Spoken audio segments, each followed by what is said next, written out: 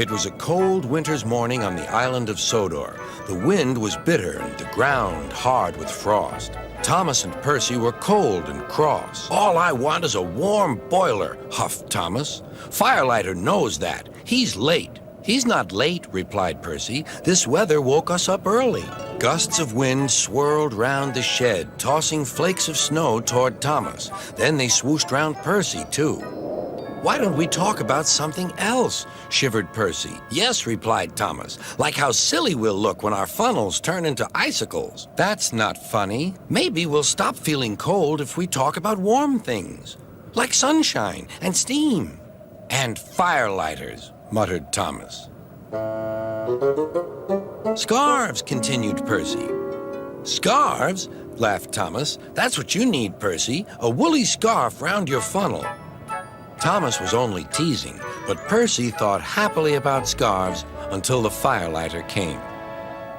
Sir Topham Hatt was enjoying hot porridge for breakfast.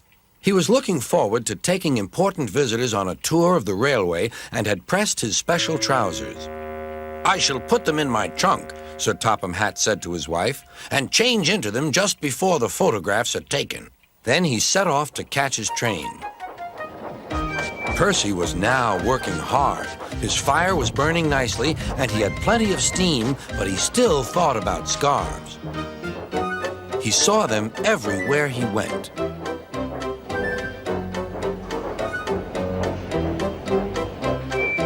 "My funnel's cold, my funnel's cold," he puffed. "I want a scarf, I want a scarf." "Rubbish, Percy," said Henry. "Engines don't wear scarves." "Engines with proper funnels do," replied Percy. "You've only got a small one."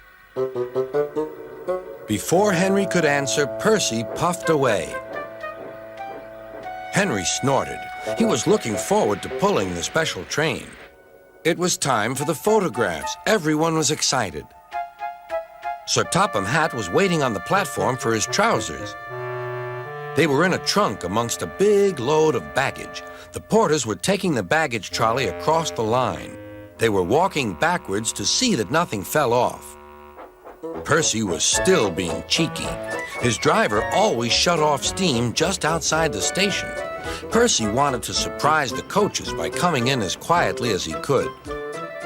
But the porters didn't hear him either. Percy gave them such a fright that boxes and bags burst everywhere. "Oh!" groaned Percy.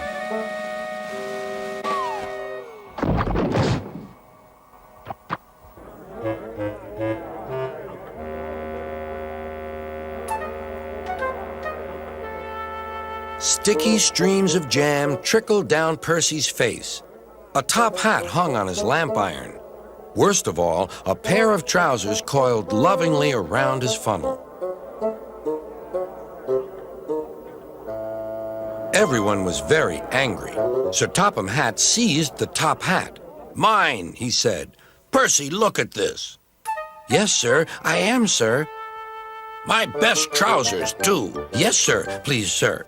"We must pay the passengers for their spoiled clothes, and my trousers are ruined. I hope this will teach you not to play tricks with the coaches." Percy went off to the yard. He felt very silly. On the way, he met James. "Hello, Percy. So you found a scarf, eh? But legs go in trousers, not funnels." And he puffed away to tell Henry the news. That evening, Thomas and Percy were resting in the shed. Percy's driver had taken away the trousers and given Percy a good rub-down. "Firelighters promised to come early tomorrow," said Thomas. Henry arrived. He'd enjoyed taking the visitors around and now felt sorry for Percy, too. "Driver says the weather will be warmer tomorrow. You won't need a scarf, Percy." "Certainly not," replied Percy. "Engines don't need scarves. Engines need warm boilers. Everyone knows that."